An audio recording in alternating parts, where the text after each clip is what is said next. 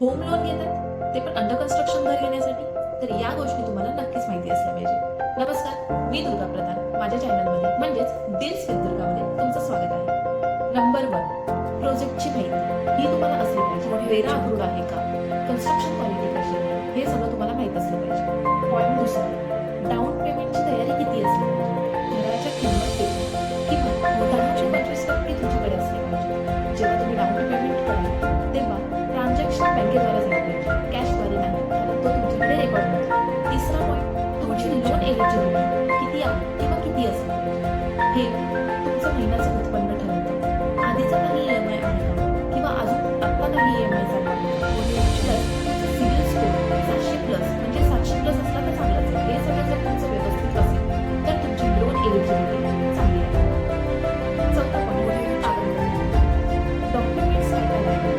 आधार card, pan card, 3 ते 6 महिन्याची salary slip, 6 महिन्याचे बँक स्टेटमेंट आणि फॉर्म नंबर 6 हे सॅलरीड पर्सनला लागतात. तसेच जे बिझनेस करतात त्यांच्यासाठी सेम बँक स्टेटमेंट, ITR 2 ते 3 वर्षाची आणि GST लागू असल्यास त्याची फी.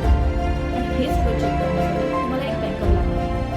त्यामुळे तुम्ही कुठल्याही बँकेत जा आणि ITR किती आहे, सिबिल स्कोर किती आहे, एलिजिबिलिटी आहे का, हे सर्व तुम्ही एका बँकेकडून काढून घेऊ शकता. पाचवा, ॲग्रीमेंट आणि पेमेंट प्लॅन हे तुम्हाला माहित असलं पाहिजे.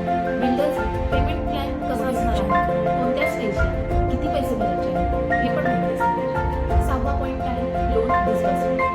लोन हे डिस्बर्समेंट प्राइस होते.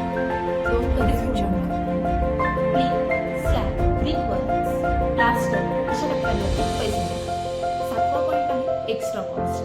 एक्स्ट्रा कॉस्ट म्हणजे GST, stamp duty, registration fee, बँकेची प्रोसेसिंग फी आणि लीगल चार्जेस हे तुमच्याकडे असले पाहिजे.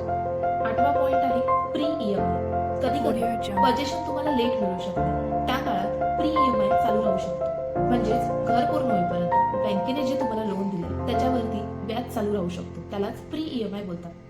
तर अशा काही छोट्या छोट्या गोष्टी आहेत जे आपल्याला मोठे मोठे डिसिजन घेण्यासाठी माहिती असल्या पाहिजे. आणखीन असे काही व्हिडिओ बघण्यासाठी माझ्या चॅनलला सबस्क्राईब करा.